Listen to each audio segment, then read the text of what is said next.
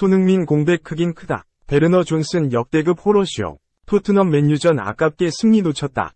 4위 진입 실패. 토트넘 vs 맨유. 토트넘이 맨유와 난타전을 벌이며 승점 1점 획득에 그쳤다.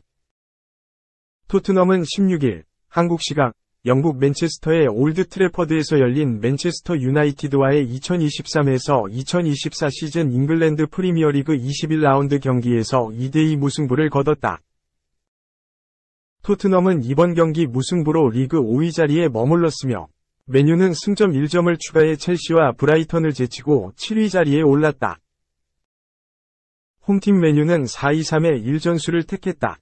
라스무스 회이룬이 최전방에 위치하고 2선에서 마커스 레시포드, 브루누 페르난데스, 알레한드로 가르나초가 뒤를 바쳤다. 3선에서는 코비 마이누와 크리스티안 에릭센이 자리했고 포백은 지오구 달롯 조니 에반스 라파엘 바란 에런 완 비사카가 출전했다. 골문은 안드레 오나나가 지켰다. 원정팀 토트넘은 4-3의 3전술을 꺼내들었다.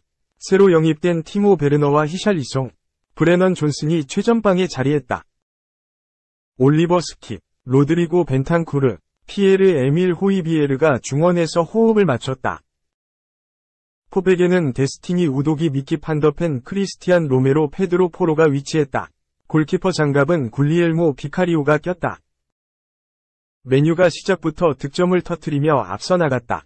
전반 3분 레시포드의 전진 돌파가 성공적으로 토트넘 진영까지 이어졌고 토트넘은 경기 시작과 함께 몰아친 맨유의 공세에 당황했다. 레시포드의 패스가 중앙에서 흐른 것을 토트넘 선수들과 맨유 선수들 모두 제대로 처리하지 못했고 틈을 노리던 회이룬이 정확한 왼발 슈팅으로 토트넘 골문 상단을 찌르며 선제골을 기록했다. 먼저 선제 실점을 허용한 토트넘은 바로 반격했다. 존슨과 베르너의 속도를 활용한 공격과 중원, 측면 가리지 않는 패스 연계로 맨유의 틈을 노렸다. 전반 8분 포로가 페널티 박스 먼 곳부터 아크 정면까지 전진해 시도한 슈팅은 수비를 막고 힘이 빠지며 그대로 오나나에게 안겼다. 전반 10분 존슨이 날카롭게 올린 크로스가 베르너의 머리에 맞으며 맨유 골문을 향했는데 에반스가 이를 걷어내며 맨유 골문 옆으로 나갔다. 맨유도 추가 득점을 위해 분전했다. 전반 13분 가르나초가 단독 드리블을 통해 토트넘 우측을 흔들었다. 우도기는 가르나초와 경합해서 한번 패하며 돌파를 허용하는 듯 했으나 재차 압박 후 태클로 공을 걷어내며 가르나초에게 결정적인 기회를 허용하지 않았다. 반격에 나선 토트넘은 경기 균형을 다시 맞췄다. 전반 19분 포로의 코너킥이 선수들이 몰린 곳으로 떨어졌는데 히샬리송이 수비 압박에도 머리에 맞추는 데 성공하며 맨유 골문으로 공의 방향을 돌려놓았다. 오나나는 반응하지도 못한 슈팅이었다. 토트넘은 동점골 이후 경기 흐름을 주도하며 맨유를 압박했다. 전반 22분 베르너가 자신감 있게 첫 슈팅을 페널티 박스 아크 좌측에서 시도했는데 골문을 향하지 못하며 팬들을 탄식하게 했다. 베르너는 1분 후에도 또 슈팅을 시도했지만 이번에는 수비에 걸렸다. 맨유는 역습을 통해 기회를 노렸다. 전반 30분 레시포드가 직접 공을 몰고 페널티 박스 좌측에 전진해 크로스를 올렸지만 지나치게 느린 타이밍에 올리며 비카리오 품으로 향했다. 전반 38분에는 레시포드의 크로스가 우도기 머리에 맞고 골대에 맞으며 토트넘 팬들의 간담을 서늘하게 했다. 두 팀은 전반 중반 이후에도 빠른 속도로 상대를 압박하고 역습하며 경기 템포를 계속해서 유지했다. 다시 앞서 나간 팀은 맨유였다. 전반 40분 레시포드의 패스를 받은 회이룬이 재차 레시포드에게 공을 돌려줬고 토트넘은 맨유 공격진의 순간적인 공세에 수비수들이 제대로 집중하지 못하며 공간을 내줬다. 레시포드는 곧바로 오른발로 낮고 빠른 슈팅을 시도해 맨유 골문 구석을 찔렀다. 토트넘은 다시 균형을 맞추기 위해 노력했다. 전반 44분 스킵의 패스로 시작된 역습을 베르너가 직접 공을 몰고 전진해 페널티 박스 안까지 진입하는 데 성공했다. 하지만 베르너의 왼발 슛은 골문이 아닌 골대 옆으로 그대로 흐르며 아쉬움을 삼켜야 했다. 후반 추가 시간에는 코너킥에서 올라온 공을 박스 중앙에 있던 로메로가 헤더로 마무리했지만 골대 상단에 맞으며 득점이 되지 못했다. 결국 전반은 맨유의 2에서 1-2로 마무리됐다. 토트넘은 후반 시작과 함께 다시 경기를 원점으로 되돌렸다. 후반 1분 베르너가 페널티 박스 좌측에서 안쪽으로 드리블을 시도했고 침투하는 벤탄쿠르에게 공을 내줬다. 벤탄쿠르는 페널티 박스 깊숙한 곳까지 전진해 호쾌한 슈팅으로 오나나의 머리 위를 노리며 맨유 골망을 흔들었다. 동점골을 성공시킨 토트넘은 역전을 위한 시도도 멈추지 않았다. 후반 7분 베르너가 페널티 박스 아크 부근에서 좌측에 빠져있던 히샬리송에게 공을 전달했다.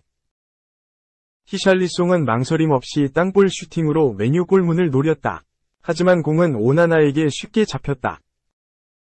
베르너의 슈팅이 다시 한번 골문을 외면했다. 후반 13분 코너킥 상황에서 공이 골대 먼 쪽으로 향했고 베르너는 수비 방해 없이 슈팅 기회를 잡았다. 베르너의 발리슛은 골문 안이 아닌 골대 위로 떠오르며 팬들을 탄식하게 했다. 맨유도 다시 앞서 나가기 위한 시도를 멈추지 않았다. 후반 14분 헤이룬이 화려한 개인기로 판더펜을 뚫고 단독 돌파를 통해 토트넘 수비를 흔들었다. 헤이룬은 이어서 크로스를 올렸지만 비카리오까지 뚫지는 못했다. 후반 16분에는 스콧 맥토미니의 강력한 슈팅이 토트넘 골문으로 향했지만 골대 옆으로 살짝 빗나가며 땅을 쳤다. 후반 20분에는 레시포드가 역습을 통해 토트넘 페널티 박스 안으로 향했지만 토트넘 수비의 빠른 커버에 걸리며 슈팅을 시도하지 못했다. 토트넘은 베르너의 속도를 아직 제대로 활용하지 못했다. 후반 31분 호이비에르가 맨유 수비 뒷공간으로 뛰어들어가는 베르너를 향해 패스를 내줬는데 오프사이드에 걸렸다. 베르너의 속도를 고려해 조금만 빠르게 패스를 시도했다면 더 좋은 기회가 될 수 있었지만 아직까지 베르너와 토트넘 선수들 사이의 호흡이 완벽하지 않음을 알 수 있는 장면이었다. 토트넘은 후반 35분 베르너를 빼고 브리안 힐을 투입하며 공격의 변화를 줬다. 이어 후반 39분에는 스킵을 빼고 라두 드라구신을 투입하며 수비를 보강했다. 드라구신은 곧바로 토트넘 데뷔전을 치렀다. 맨유도 후반 43분 레시포드를 빼고 안토니를 넣으며 마지막 변화를 시도했다. 후반 추가 시간 맨유는 마지막 기회를 놓쳤다. 가르나초가 날카롭게 올려준 크로스가 페널티 박스 중앙에서 아무 방해를 받지 않는 맥토미니에게 향했다. 맥토미니는 높게 뛰어 공을 머리에 맞추는 데 성공했으나 공이 토트넘 골대보다 조금 높게 날아가며 결정적인 찬스를 득점으로 연결하지 못했다. 맥토미니도 득점 실패 이후 강하게 아쉬움을 표했다. 결국 두 팀은 4골이나 터지는 난타전 끝에 2-2 무승부를 기록했다. 토트넘은 이번 겨울 이적 시장에서 가장 뚜렷한 성과를 내고 있는 EPL팀이다. 이미 빠르게 공격과 수비의 틈을 메웠다. 먼저 팀에 합류한 것은 티모 베르너였다. 베르너는 지난 10일 토트넘 공식 홈페이지를 통해 임대 이적 소식이 공식 발표됐다. 토트넘은 베르너 임대 영입을 발표하게 되어 기쁘다. 베르너는 시즌이 끝날 때까지 임대로 팀에 합류할 예정이며 여름에 완전 이적 옵션도 있다. 그는 등번호 16번이 유니폼을 입을 것이다 라며 베르너 이적 소식을 전했다. 토트넘은 이번 겨울 이적 시장에서 공격수 영입이 필요했다. 팀의 핵심 자원인 손흥민이 아시안컵 참가를 위해 팀을 이탈했기 때문이다. 올 시즌 리그에서만 12골을 넣은 손흥민의 빈자리를 누군가는 채워야만 했다. 토트넘은 당초 손흥민과 함께 잉글랜드 프리미어리그 득점 공동 3위에 올라가 있는 도미닉 솔랑케 영입을 노린다고 알려졌었다. 잉글랜드 국적의 솔랑케는 연령별 대표팀을 두루 거치며 활약했지만 리버풀, 첼시 등에서는 부진하며 성장에 대한 기대감이 크게 떨어졌었는데 올 시즌 잠재력을 폭발시키며 본머스 공격을 이끌고 있다. 다만 토트넘은 본머스의 솔랑케 잔류 위주와 높은 이적료 요구로 다른 옵션을 찾아야 했다. 이외에도 세루 기라시, 이반 토니 등도 거론됐지만 구체적인 소식이 나오지는 않았다. 솔랑케 다음으로 토트넘이 큰 관심을 보인 선수가 바로 베르너였다. 베르너의 최근 성적을 고려하면 토트넘의 뜨거운 관심은 의외다. 베르너는 과거 RB 라이프치히 일기 시절에만 해도 팀 역대 최다 득점자에 오르는 등 활약했지만 첼시 이적 이후 줄곧 내리막을 걸었다. 그는 최악의 골 결정력으로 매경기 첼시 팬들을 실망시켰고 2시즌 동안 잉글랜드 프리미어리그에서 10골을 넣으며 첼시의 투자는 실패로 막을 내렸다. 토트넘은 이후 라이프치히 복귀 후에도 반등하지 못하며 부진한 베르너에게 손을 내밀었다. 유로 2024 참가를 위해 출전 시간을 원하는 베르너를 곧바로 손을 잡았고 빠르게 영입을 확정했다. 베르너는 입단 인터뷰에서 이곳에 오게 되어 기쁘다. 나는 빅클럽에 합류했다. 이미 경기를 펼쳐본 적도 있다. 토트넘을 상대하는 경기는 항상 중요한 경기였다. 이 구단의 일원이 되어 너무 기쁘다. 라고 밝혔다. 활약과 우승에 대한 포부도 드러냈다. 베르너는 여기서 최고의 선수가 되고 싶다. 내가 속도가 빠르고 상대에게 위협이 될 수 있다는 것을 사람들은 알고 있다. 나도 그렇게 하고 싶다. 재미있는 사람이 되어 팀에 잘 적응하고 동료들도 내 성격에 만족하길 바란다. 예전 첼시에 입단했을 때 우승자가 되고 싶다고 말했고 마지막에는 타이틀도 따고 싶다고 했다. 결국 유럽 챔피언스 리그에서 우승했으니 그렇다고 말해도 나쁘지 않을 것 같다. 나는 타이틀을 얻기 위해 여기에 왔다. 라고 설명했다. 베르너의 이번 이적 결정에는 엔제 포스테코글루 감독의 설득이 결정적이었다고 알려졌다. 베르너도 많은 것들이 나를 여기로 끌어당겼다. 우선 감독님과의 대화였다.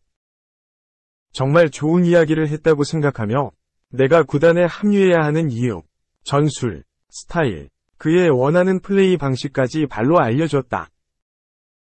모든 것이 나에게 흥미로웠다. 라며 포스테코글루 감독과의 대화에 대해서도 언급했다. 베르너의 급여는 토트넘이 전부 지급한다. 유럽 축구 이적 시장 전문가 파브리치오 로마노 기자는 6월까지 급여를 전부 보장하는 임대계약이며 1,700만 유로 수준의 완전 이적 옵션도 있다. 아레스데어 골드 기자가 전한 내용대로 베르너는 오늘 토트넘으로 떠난다. 베르너에 대한 완전 이적 옵션을 의무사항이 아니면 토트넘의 결정에 달려있다라고 언급했다. 이는 토트넘 최고 주급자 중 한 명인 손흥민 필적하는 수준인 것으로 보인다. 축구경제 매체 케폴로지에 따르면 베르너의 주급은 19만 유로, 약 2억 7,500만 원 수준으로 19만 파운드, 약 3억 1,800만 원인 손흥민의 주급과 4천만 원 정도 차이가 나며 EPL 최고 수준이다.